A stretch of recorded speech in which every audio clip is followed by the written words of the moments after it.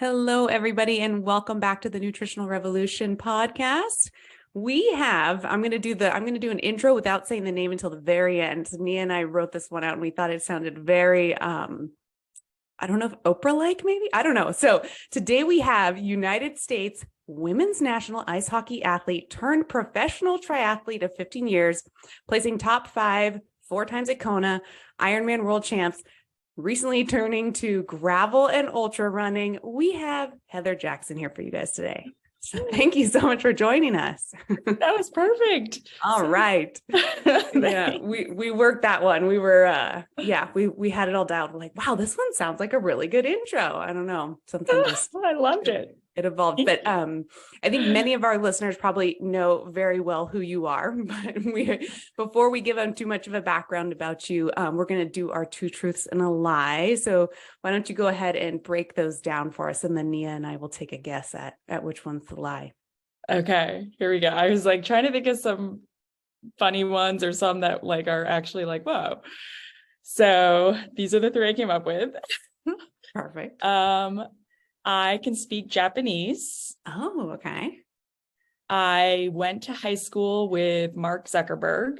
Okay. And I have 3 brothers. Okay. So Nia and I will guess, but don't tell us the answer because we'll reveal it at the end for the listeners. I feel like maybe the lie is 3 brothers, but don't tell me the answer. What do you think, Nia? I was also going to do that one. I'll go with number 3. Okay. Because maybe she has 2 brothers. We don't know, or no brothers. All right. So as we're going here, we might reveal some of these truths or lies, but go ahead and let us know, how did you get involved? Obviously, we mentioned in the intro, ice hockey. Tell us kind of what got you into sports initially and how that evolved over the years to endurance sports. Yeah, I mean, so ice hockey, I would say ice hockey and actually soccer were my 2 main sports growing up. But that being said, my mom was a phys ed teacher, so she literally had me in every single sport you could think of, with a little asterisk, minus swimming. So I did not grow up swimming, which did not necessarily bode well for my triathlon, 3 sports in triathlon, but every other sport, I feel like I at least touched all through my like elementary and junior high school, and into high school is where I guess I'm more focused on soccer and ice hockey. I think I would probably attribute ice hockey to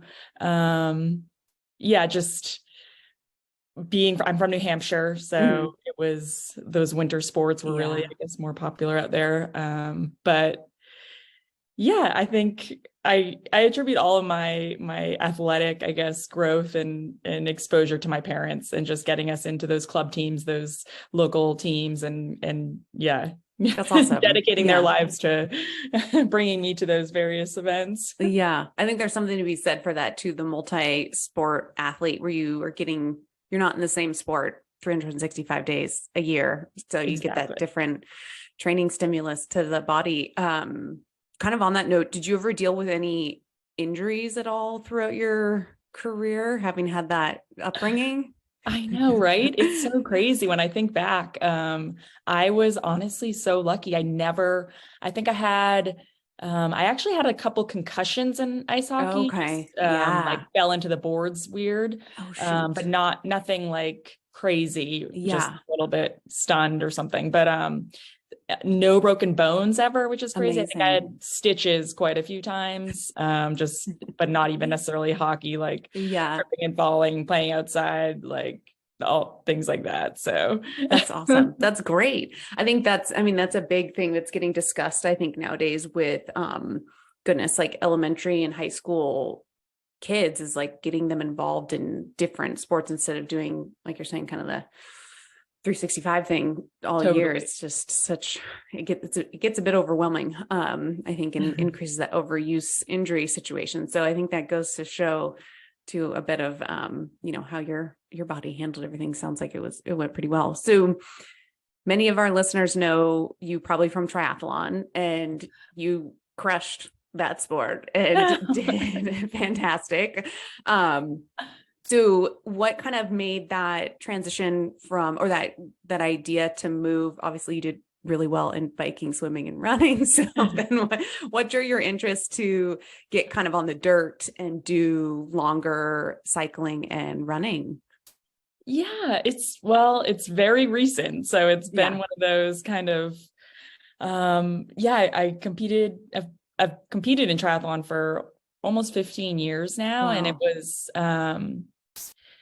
I don't know. I guess I've been attributing a lot of it to COVID and just everything being canceled, and having spent 12, 13 years of my life focused on one day of the year, meaning Kona every year. And when that's taken from you and you start to evaluate, like, that's what's defined me for so long. And when you don't have that, it's like, wow. I mean, it's crazy that was what my life was, when I kind of take this step back and I'm like, my whole world has been one Saturday in October for the last 7-8 years. So when the events are gone, what do you actually love doing? And for me, it was just getting outside. Obviously, you're supposed to be isolated, not around anyone. I'm in the woods, riding my gravel bike. I'm trail running. I'm just loving it, and with no event on the horizon. And that's when you know, like, okay, this really is a passion that you enjoy doing. And I guess that is what opened my eyes to it initially in 2020. And then we obviously got back to racing 2021, and then last year, 2022, but it was still this thing that I had kind of, fallen in love with more specifically. I still love triathlon, but it was also at that point in my career where I've done it for so long. I've done the same training.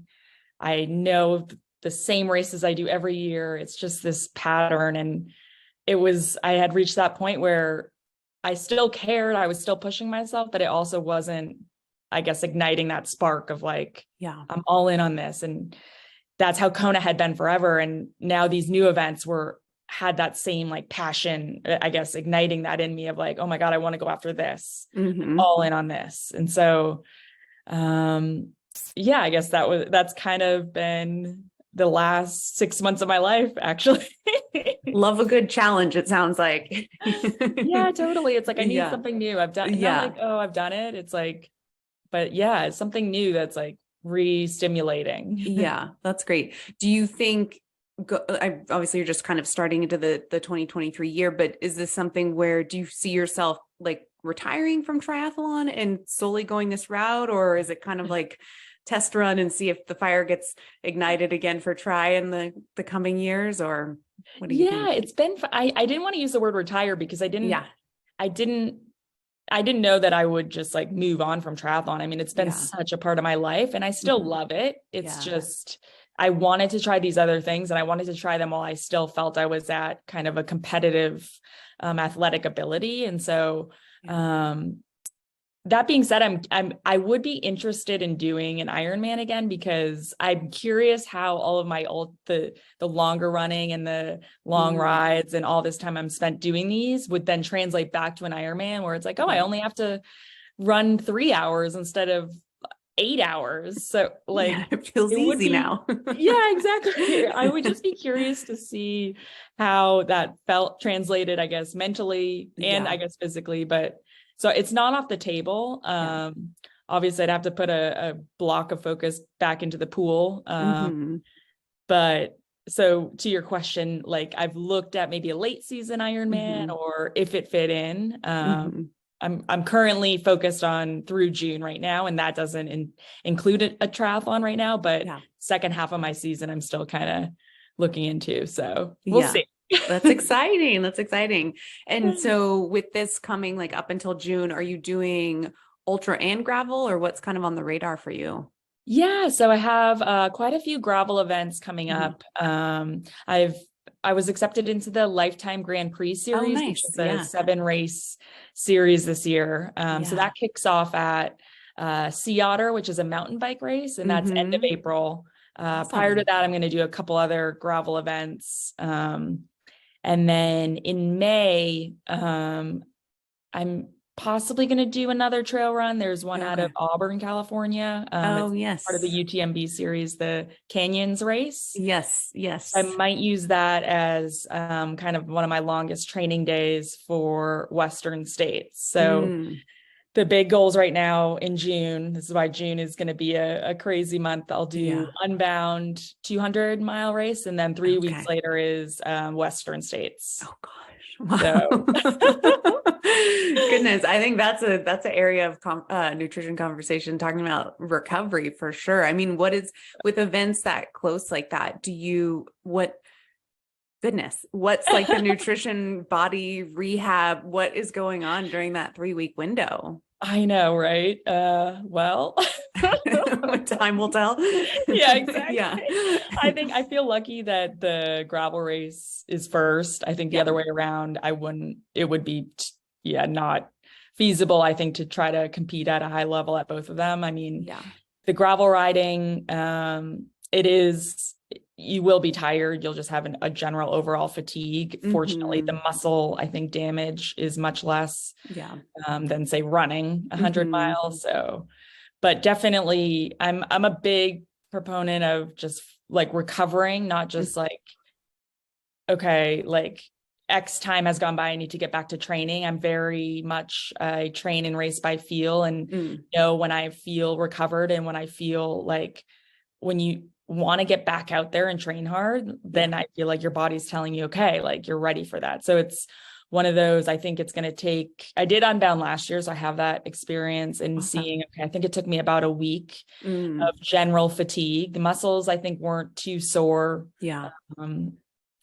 Even a few days after. And again, that's probably attributed to 15 years of doing this sport and training, 6-7 hour long training rides every Saturday. It's, I think my muscles are used to it, a rebound, but general fatigue will be probably about a week. And then I'll have 2 more weeks of kind of, getting more race ready for Western States. But the plan is to have all my long stuff done way prior to both, in terms of the running front, so that I'm not really loading the legs for that Unbound race, and then also having the work done before those 3 weeks in between. Yeah, that makes a lot of sense. I mean,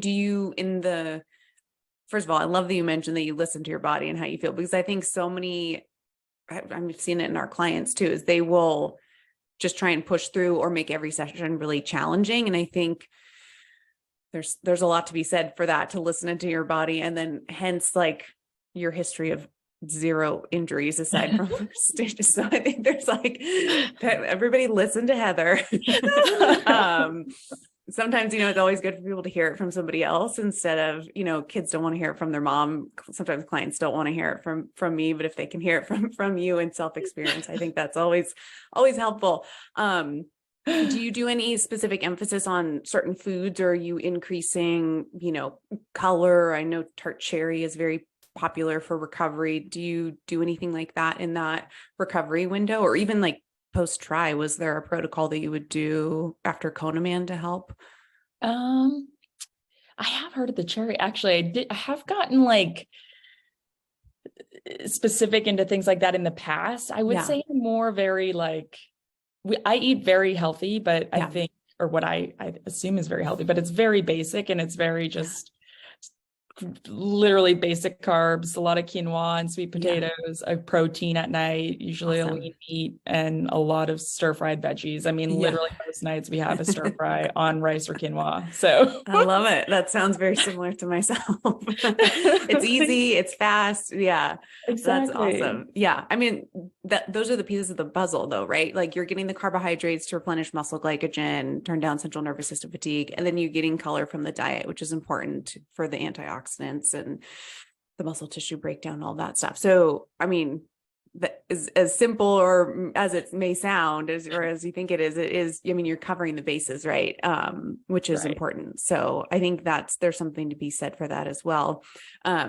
Going from a sport like triathlon to these ultra or longer distance cycling and or running, how have you changed whether it's like the lead up to those sports? Does your diet change or anything like that change in the lead up, like to events like this? It hasn't, again, it's pretty recent. So it's kind of one of those, I haven't changed much. And that's also because, I'm still basically training very similarly, minus going to the pool every morning. Yeah. So I haven't changed much in terms of that. I think, my training itself has changed within the volume that I've really kind of stuck to, similarly to Ironman training, but the types of riding. So instead of going out on my bike and time trialing for, 4x20 minuters, I'm doing a lot of change of pace work, or like short things that you experience in the Peloton in a gravel race. So within the training is different. And then similarly on the running side, I'm running a lot more hills. I'm running a lot more downhill. I'm on trails versus the road. So that has changed, but I haven't changed. I've upped my mileage a bit, but not a lot. So I've kept a very similar in terms of fueling, how I did in an Ironman. And in the few races I've done so far, it seems to be carrying over. It did do 100-mile race after Kona last year. And that is where I noticed I probably am going to need to figure something out for Western states, because most of my fueling is all kind of liquid based, or just calories in my bottle or gels. So all very much straight, simple carbohydrates or glucose, like the basics. But about 7-8 hours in, which is right around an Ironman ending or some of these gravel races ending, I still had 7 more hours of running, and my body was just no more sugar. It was just shouting. So I had to switch over. I started grabbing a lot of, I had boiled these salted potatoes. I was grabbing, just salty things over the sugar but still kind of basic carbohydrates. So I will need to dial in that second half of, say, the 15 to 16 hour days. Yes. Yeah. We had a client who did, Western states, and he did the Auburn as well. And I remember programming his nutrition for it. And he was mentioning things they had on course, which was a lot of like, goodness, I think he said they had like grilled cheese sandwiches or something. And like all kinds of stuff we were trying to account for, and like when to time it. And some of those things could be like, it could be gut bombs for some people, depending on what they've trained and tolerated with. And then, like you're saying, there's that point where it's like, there's either flavor fatigue, or the GI is just like, no, thank you. Exactly.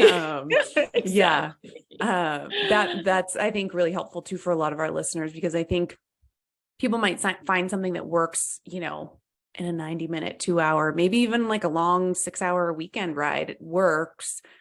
But then you take it to these 200-mile gravel race or something like that, right? And then it's there's flavor fatigue that is going to occur, and you need to keep fuel coming in that works too. So I think that's important for people. And there were a few things I was like, oh yeah, you know what, I'll grab for some pretzels or chips or something like that that's salty. But it was crazy in the race when I did that, like the pretzels were so dry that my mouth, like I couldn't actually even swallow them because they were just dry. Oh my goodness. That was a note to myself for the next one that I just did another one recently, but it was like, okay, pretzels, while you might crave the salt, they aren't the most the easiest like running to take, because you're like, it was almost like when you inhale kind of dry, like a choking hazard. Yeah, exactly. So the moist potatoes seem to work.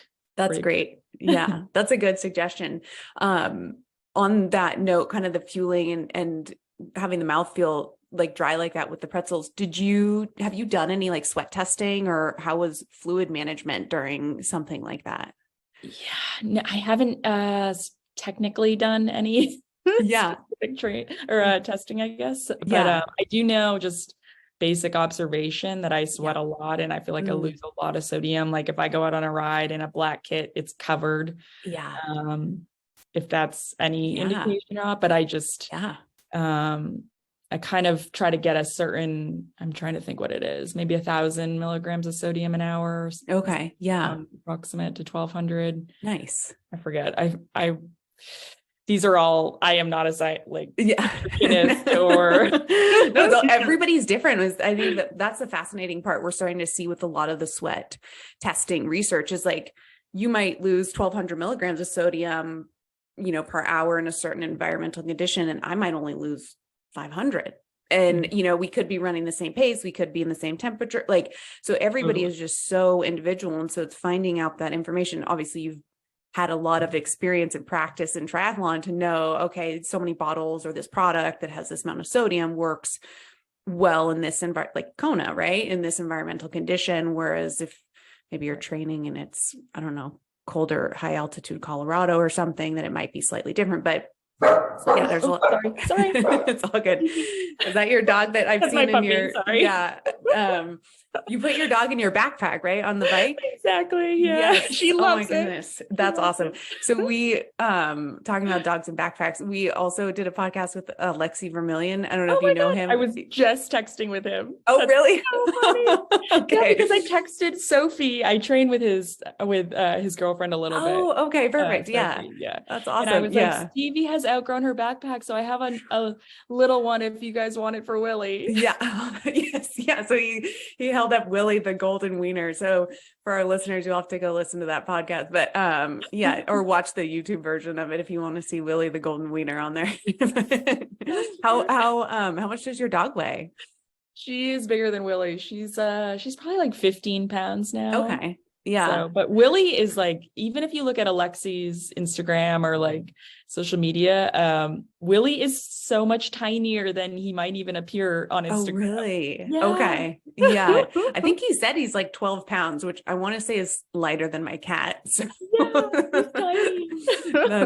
It's got to be a good training exposure, right? Carrying around 12 pounds on your back. And exactly. Yeah. That's what I like attribute it to. I'm like, okay, you go for a ride with her on your back for 15 pounds for a couple hours and you take her off and ride another hour. It's like, it's crazy. That's awesome. Is I see is that your husband in the background, right? My husband. Does he do your video for YouTube? So my husband does like all my videos, marketing, amazing, all of that stuff. So that was another, I guess, product of COVID where I was so lucky. A huge shout out to all of my sponsors who are still behind me now. But it was like, how can we continue to support sponsors and give back in this time when there are no events? And Wadi, he basically taught himself with a good friend of ours, Eric Lagerstrom, but Eric taught him a lot about Final Cut Pro, how to make the videos, the editing. And it's just been, this 3-year like progress of his video making. So he loves it. He's very creative, is super into it, but it's obviously beneficial on a couple different fronts. So yeah, absolutely. And we'll link your YouTube for our listeners in the show notes too. I was watching one of your episodes recently. I think it was a Black Canyons training episode, and at the very end he falls recording and I felt so bad. Oh my gosh. I was like, you have to put that in because it was he like jinxed himself too because he's like, because he runs, he's like getting more and more into it, but like we don't run together too often, but like, he was crushing it that day and I'm like, you're killing it, like we can run together. And then like, this is great, I'm keeping up with you. And then he just rock, I think. Oh no, poor guy. Well, I'm glad he didn't get injured or anything too bad, right? Right. Yeah, just a little. Good. It's great, but shoot. Yeah, the video, oh my goodness. And then I hear you in the background like, are you okay? I was like, poor guy. It's brutal. But I'm glad it all worked out well. And I love the editing that you guys do. I mean, it's really, it's fun to watch when you're on the trainer, that's for sure. It gives you some motivation, right? Thank you. That's literally what we always say. We're like, okay, because I watch videos when I'm on the trainer too. So I'm like, okay, these are great for, you're on the trainer, on the treadmill, all of a sudden, half hour has gone by and you're like, oh, perfect. Yeah, it's good. And then the music too. I like the tunes you guys use. Those are great. So we'll link that. Yeah, perfect. We'll link it for our listeners in the show notes so you guys can check out her YouTube channel and follow along. You guys post pretty regularly, it seems like. We're trying with the YouTube stuff. We're trying to get up to every other week at this point. Wow. That's great. Here and there, depending on races. But we were like, okay, we'll do one a month last year. And then it's like, the YouTube is crazy. It definitely is more of like a global, I would say, like network than some of the other channels, I think. So it's been so good. And then we meet so many people at races that are like, oh, I watch your YouTube. So that's awesome. It's pretty cool as an athlete just to be like, have that. Yeah. Yeah. I dig it. I dig it. Like I said, it's good motivation when you're on the trainer or the treadmill or something like that. So it's always helpful to watch someone else and get motivated. Like you just hammering those, getting QOMs on all the like Strava segments. It's like badass. Okay, here we go. Yeah, that's awesome. So okay, so kind of back to our nutrition conversation. So you like with the triathlon background, you obviously built a good base and a system of how you prep for something like that and what that means for during lead up. Do you do any carb loading intentionally or anything like that for or sports now? I think I definitely am like consciously trying to get a lot in, I would say race week. Not necessarily like it's a tough balance, right? Because it's like, you don't necessarily just load up on carbs all the time, every day. And so then when you suddenly do that, you might feel like heavy and bloated or like carrying all this water weight. And it's like, I've done like these crazy ones where, the whole week I'm just eating carbs. I'm like, oh, God. And that I think I attribute back to my ice hockey days where that was like old school nutrition, like pasta and all this stuff before a big game. And it's gotten a little bit, I think, less of a like, let's go to Olive Garden and like load up on. But I certainly I would say the day before the race, I have a massive breakfast of pancakes and just like it's like a thing we do, and my husband makes them, and they really front load the day, but then start to taper off the rest of the day of just general food in general. This was what I would do before an Ironman. And that was just to help the stomach be able to clear before the race went off the next day. That I would say I'm just thinking Kona week, that Wednesday, Thursday, the race would be on a Saturday. Wednesday, Thursday, I would definitely have more, I guess, carbohydrate based meals, just to really try to load the glycogen stores, but not not trying to get off of what I normally eat. And that would be sweet potatoes, rice, quinoa, but maybe just a little bit more basic proteins on them. And then Friday, massive breakfast, and then taper off through the day, simple carbs throughout the day. And then, but awesome. Again, that's going off of just scientific. Quite honestly, we've heard very similar protocols by athletes. And then we had a tri coach on here, Chris Bags, Bags, and and he called it pancake doping. Yes.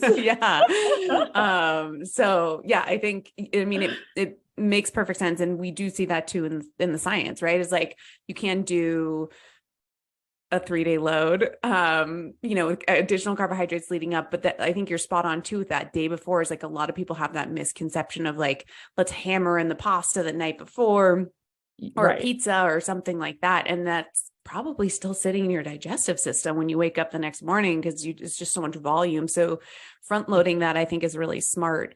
But the front loading, I think, is really helpful for the digestive system. What is your kind of go-to dinner before the night of a race?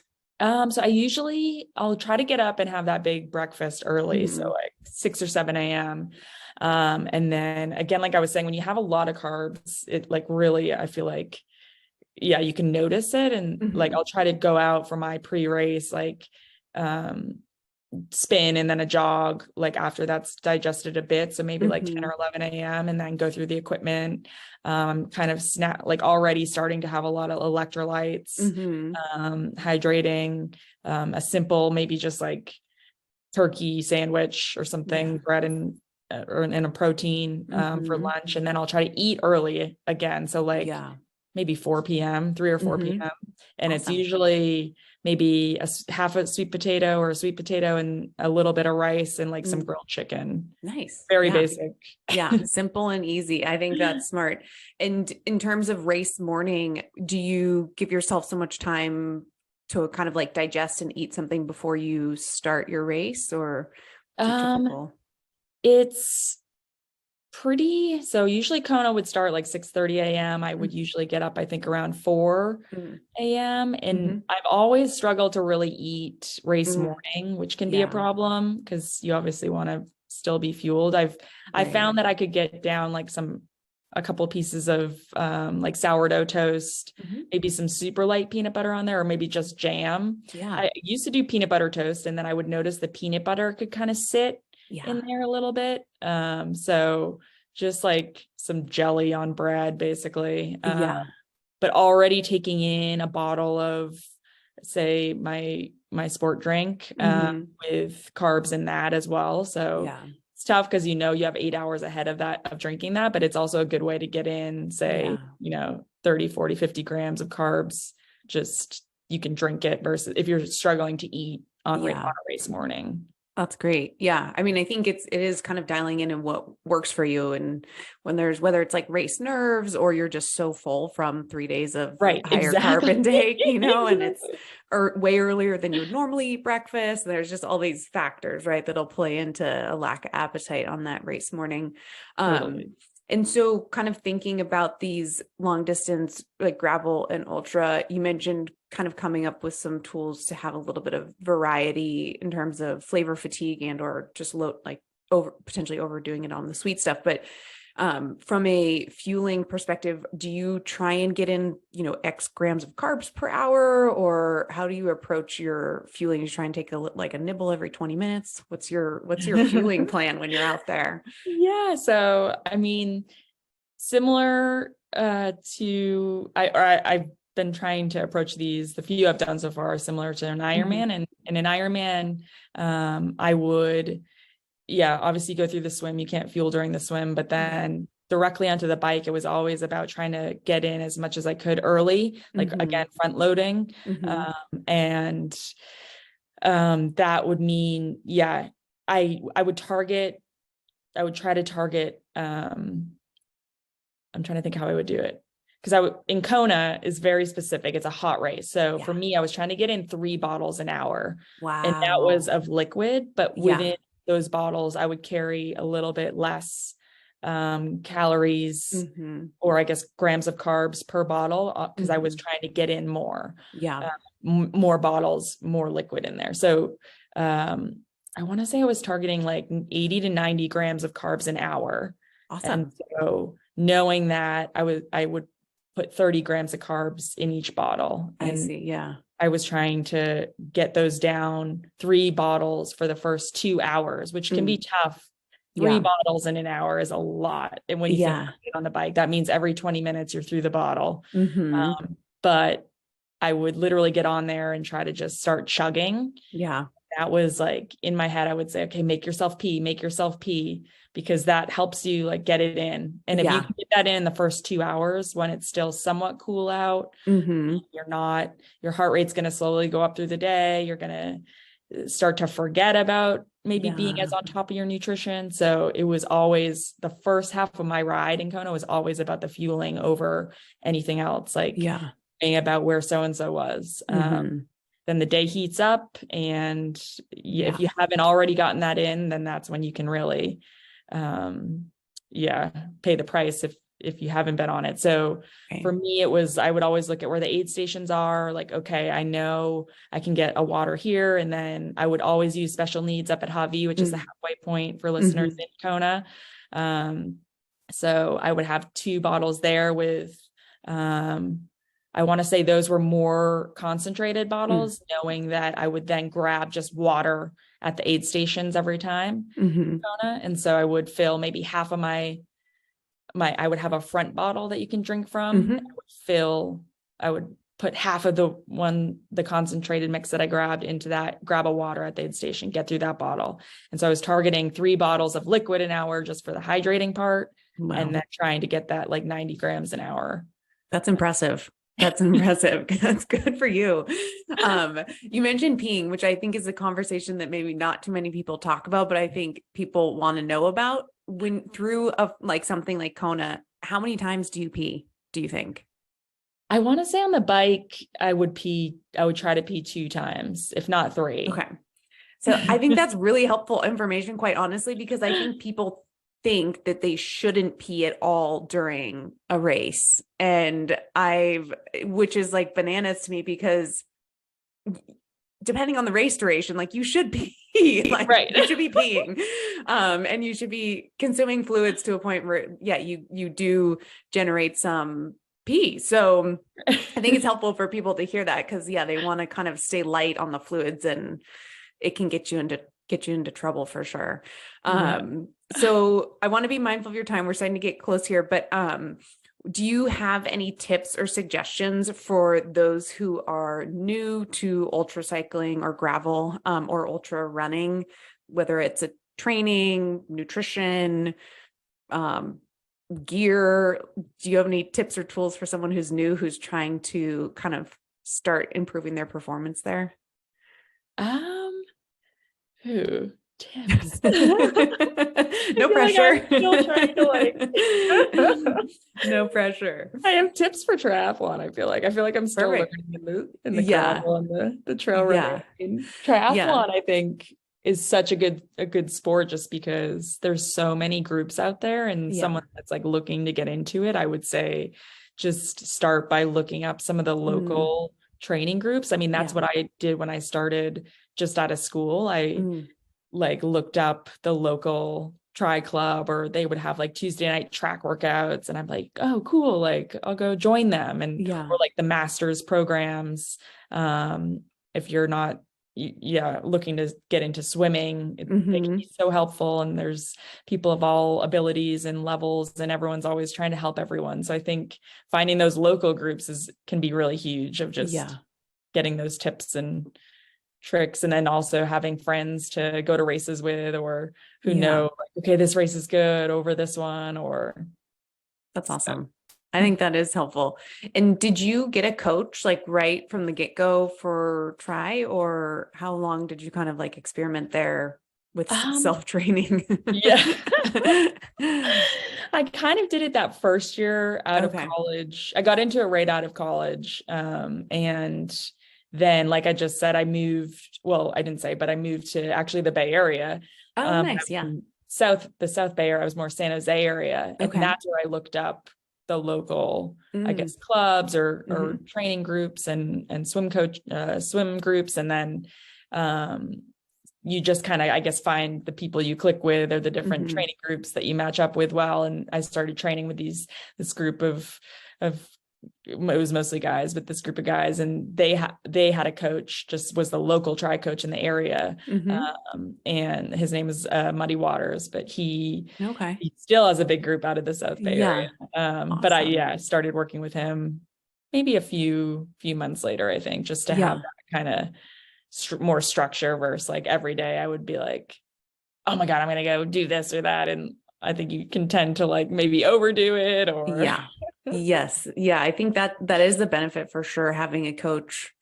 Because I think I find, at least with my experience with athletes, as many endurance athletes, I describe them as mostly type A people. And so a lot of them are go-getters and hard hitters, and want to push hard all the time. And so having that coach to kind of guide you on when you need to taper or lay back and, kick your feet up and actually rest, I think is helpful to have someone in your ear just reminding you to do that. And it's part of the intentional programming to get those adaptation responses. So it's always a good idea. Anyone that's doing like one of these sports is going to tend to probably go that way over the other way. Like it's probably not as common for a coach to have to be like, oh, you skipped your workout again. Your workout again, versus like, oh, you ran an hour longer than I told you to. Yeah, exactly.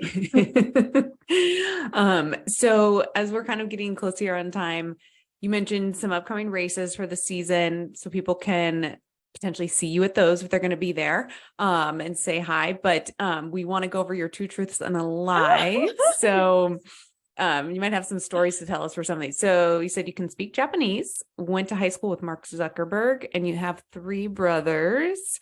Nia and I think the 3 brothers is possibly the lie. Which one is the lie? Yeah, that is the lie. Yeah. You guys nailed it. We nailed it. So do you have any brothers, or? I have 2 brothers, but I have 2 brothers and 1 sister. I have 3. Yeah. Cool. Awesome. And what about this Mark Zuckerberg high school experience? Yeah, I always I think it's so crazy, because I was he was like, yeah, he actually tutored me in physics in high school, but Oh, yeah, cool. he was my high school class. And Facebook actually started because like at our high school, we would have these printed out books. It was called Facebook, and it would tell like your like grade and what dorm you were in, and like where you were from. And then they were literally printouts. So you get it every kind of like a yearbook, but you get the start of the year. Yeah. And then, yeah, he started Facebook like the next year after graduation. And the beta version was just like our high school class. He sent out this link and he's like, I'm developing this program. And so we were on it for, the like 6 months. And then he opened it up to some of the colleges, and then it grew from there. But yeah, Wow. It's so crazy. That is crazy. That's wild. And then where'd you learn to speak Japanese? Oh yeah. And then Japanese is like, I started taking Japanese in junior high. Okay. So I took it all through junior high and then high school and then in college as well. So that's great. Wow. Yeah. Good for you. That's always good to know a second language. All right. Well, we made it through the podcast without my power going out, but I keep hearing the wind kicking up. Where can people find you, follow you, learn more about you? Where should we direct them? I think, well, actually my husband literally just redid my website, which was great because it was down for a while. So awesome. What's the website? It's just heatherjacksonracing.com. Perfect. And YouTube is probably our biggest area that we try to pay attention to right now and get back to everyone on. But YouTube is just Heather Jackson Racing. And then I'm also on Instagram at HJackson Racing, which I try to stay on top of. Some days I get a little behind, but that's all good. Well, we will link those in the show notes for our listeners. And thank you again so much for your time today, Heather. This was awesome. Very informative for our listeners. Yeah, thanks for having me on.